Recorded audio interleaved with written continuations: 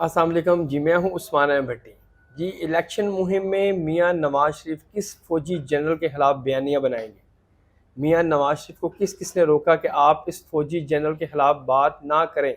मगर मियां नवाज शरीफ ने उस बात को सुनने से इनकार कर दिया और उनका ये कहना है कि इस जनरल को मैं एक्सपोज करूंगा। वो कौन सा जनरल है? दूसरी अहम बात मैं आपसे ये बताऊंगा कि इस महीने में कितने ब्यूरोक्रेट्स और कितने सियासतदान फिर से गिरफ्तार होने वाले हैं। जो नैब ने इंक्वायरियां बंद कर दी थी वो क्यों ओपन हो रही हैं, और कितने अरबों रुपए की करप्शन का स्कैंडल है जो कि नैब इसी महीने में उन लोगों को गिरफ्तार करेगा। और तीसरी अहम बात मैं आपसे ये करूँगा कि जो इमरान खान हैं वो जेल के अंदर कौन सी किताबें पढ़ रहे हैं। ये तो मैंने आपको बताया था कि इमरान खान जेल के अंदर क्या खाना खा रहे हैं, कौन सी किताबें पढ़ रहे हैं और वो कौन सा टीवी अंदर देख रहे हैं। और चौथी अहम बात मैं आपको बताऊंगा कि पीपल्स पार्टी को इस्टेब्लिशमेंट ने क्यों फारिग किया है।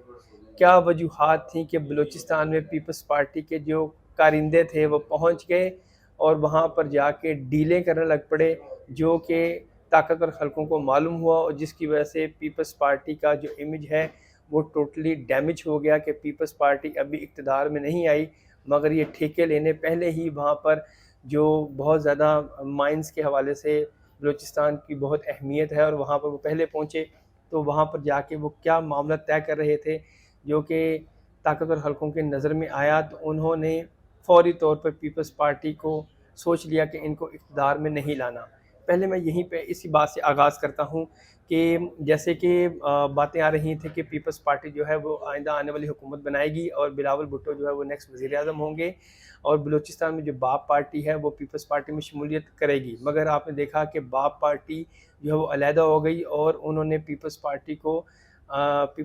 के साथ हुकूमत बनाने से इनकार कर दिया। इतलात ये है कि जैसे ही ये बातें चल रही थी तो पीपल्स पार्टी के जो बहुत अहम लोग हैं जो कि सिंध में सारे ठेके ठुके लेते हैं, वो बलूचिस्तान पहुंच गए और वहाँ पर जाकर उन्होंने पहले से डील शुरू कर दी कि किस किस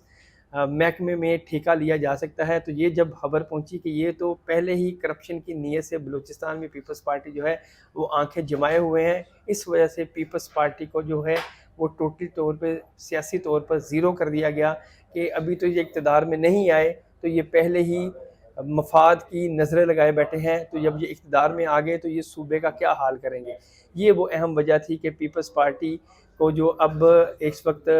ताकतवर हलकों के रडार पर है, और आपने देखा होगा कि अभी उन ब्यूरोक्रेट्स को निशानदेही की जा रही है जो पीपल्स पार्टी के बड़े करीब हैं, जिन्होंने करप्शन में कोई उनकी मुबैना तौर पर पीपल्स पार्टी की हेल्प की है। और इसी वजह से ये बातें सामने आ रही हैं कि जरदारी साहब को पैगाम भिजवाया गया है कि आप मुल्क से बाहर चले जाएँ, आपके लिए पाकिस्तान जो है वो ख़तरे में है। अभी तक ये इतलात हैं, हालांकि ऐसा तो नहीं होना चाहिए। अगर कोई बात हकीकत किसी के खिलाफ केसेस हों, वो कोई भी सियासी जमात हो, कोई भी सियासतदान हो, उसके खिलाफ कार्रवाई होनी चाहिए, मगर सियासी इंतकाम का निशाना किसी को नहीं बनाना चाहिए। दूसरी अहम बात मैं आपसे ये करूँगा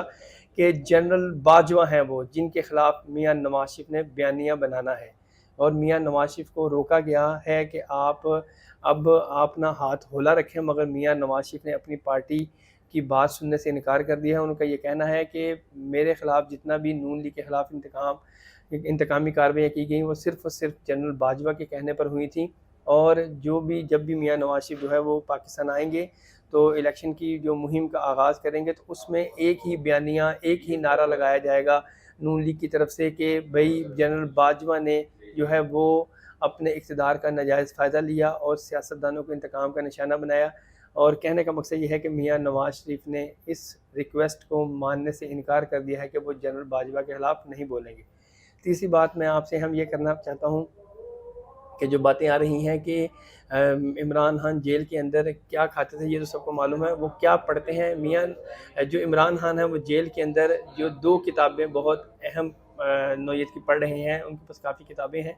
मगर जो ज़्यादा किताबों की नौयत है वो यही है कि इमरान खान वहाँ पर जो किताबें पढ़े हैं उनमें एक सियासी जो हिस्ट्री है उसके मुताबिक और इस्लाम की हिस्ट्री, ये दो तरह के मौज़ूआत पे वो किताबें पढ़ रहे हैं। और अब वो जितनी भी किताबें थी उनके पास ख़त्म हो चुकी हैं। और आखिरी बात मैं आपसे ये करना चाहता हूँ